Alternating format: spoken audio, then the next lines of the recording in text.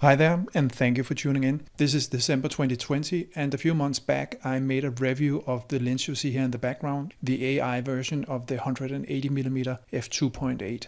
Now, if you saw that review, you will know that I was very pleased with that lens. I think it's an amazing lens, especially considering the price point. But there were a few cons, as you can see here. It's a bit soft, wide open, and the bokeh is not always beautiful. There's issues with flare control and aberration. So I wanted to see if I could get a newer version of this lens and have some of these issues fixed. So if I pencil in some of the differences between these two lenses, obviously there is a price difference. You can see on the top, $220 for the AI version and $350 for the AF version. But you have to remember that the AF version was in mint condition, whereas the AI version was pretty beaten up. So maybe the price difference is not as big as you see here in your case, but I just wanted to point out there is a price difference here, and mind you that these prices do not include taxes and transportation, so that you have to add on top of it. If we continue down the list, you can see the production year. I have estimated that based on the serial number. So the AI version was 1980 and 1992 for the AF, and that means it's a significantly younger construction we have in the AF version. Comes with more aperture blades, the weight is a bit reduced, close focus,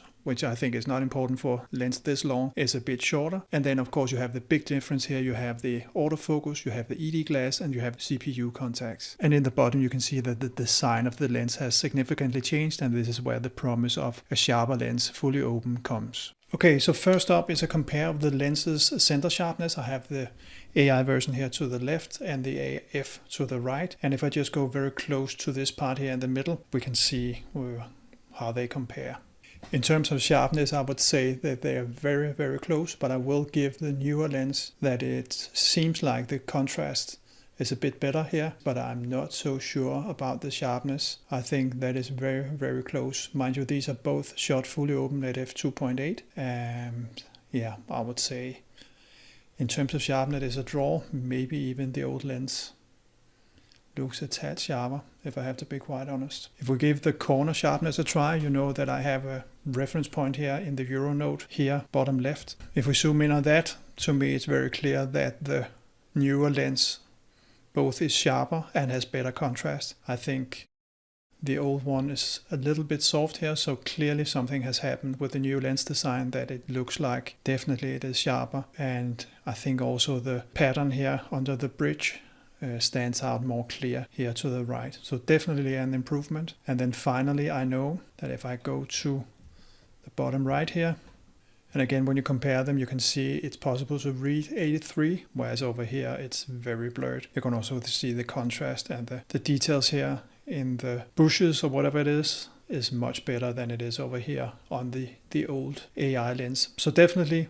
on corner sharpness, a clear winner to the new lens, but center sharpness, I would say it's a draw.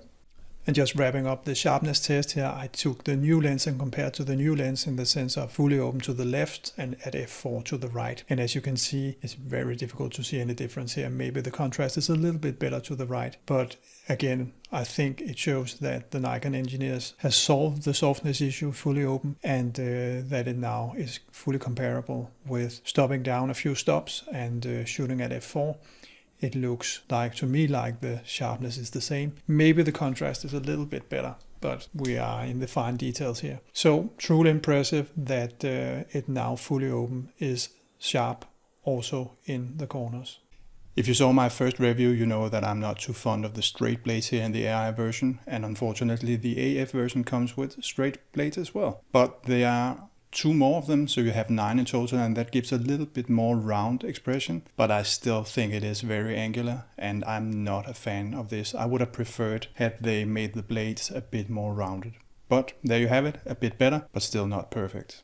The advantage of the straight blades is that you get these beautiful sun stars. Here to the left I have the AI version with 14 spikes, and to the right the AF version with 18 spikes. You get 2 spikes per blade, so you have the 7 blades to the left and the 9 blades to the right. So which one you like, I think we're into personal preference territory here, but I think they are both beautiful. As you can maybe see, even with the naked eye here in the bottom of the picture here, there is something that doesn't look right. It looks purple here. If we go in and take a closer look, you can see something doesn't look right here. And mind you, this is even though I have the profile correction set up so that it should correct these things. I have to go to manual. and pick the tool here and then say I would like to fix this, and you can see that immediately did it. I don't know if you saw it, but the sliders here to the right were adjusted to fix the issue. And this is of course great. You have Lightroom to fix this issue, so now it looks fine. But in terms of workflow, this is not good, because I had hoped that the ED glass, or the more modern construction, would have fixed this issue. It did not. And it doesn't really matter if it takes out the aberrations and the diffringing, 50 or 75%. The fact is, I still in my workflow have to go in here and fix it manually. And that takes time, and that I really don't want to do. So I'm a little bit disappointed with the new lens here that it didn't fix the issue. Of course it's better, but it's simply not good enough for taking out a step in my workflow, and that is what I had hoped for. On the other hand, this modern lens with both new coating and lens construction, it delivers beautifully when it comes to controlling flare. You can see to the right it's hardly noticeable, although it is there, but it is for sure much better controlled. The AI version, on the other hand, you can use that for artistic purposes, but if you want to control flare, the one to the right is the one to go for. The autofocus is not exactly fast. Listen to this. Here I'm focusing from near. See, it's hunting. Maybe I'm too close for the minimum focus distance, and here I'm going to infinity. It sounds to me like one of those electronic soap dispensers you find in the office, but I mean, you can't really fault this. It works. If you're just, focusing on different things in the distance, then it works fine. It's only if you go from very far to very near and then back again that it sounds like the motor is struggling a lot.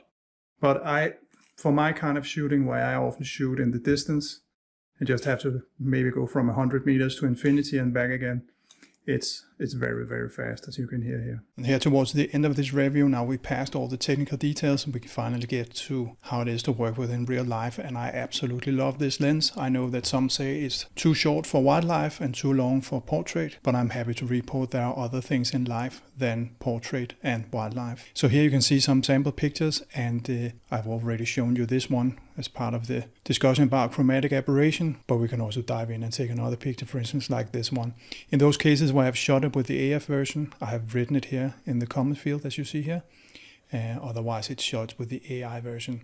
I would say in terms of picture quality, they are very similar, and the comfort, I really enjoy the comfort of the autofocus version, I must admit. I didn't think it would be so nice, but it actually is. And also it feels good that you can open up the AF version fully and know that it's tack sharp still. Not that it's been an issue, but when you're shooting with a long lens and you don't have vibration reduction, then it's good to be able to open up fully so that you can maintain the shutter speed relatively fast, so you don't get any camera shake. So all in all, I would say that both these lenses are great, but I really enjoy the comfort and the updates that has been done to the AF version. And of course, I should also mention that I have posted a link to the Flickr album here in the description below.